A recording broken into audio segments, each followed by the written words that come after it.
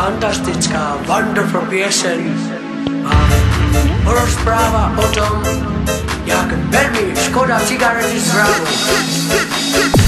Nepajčite prosím, nikdy. Túto pieseň zahrá najlepšia skupina Menzus and Senzus. Pieseň sa volá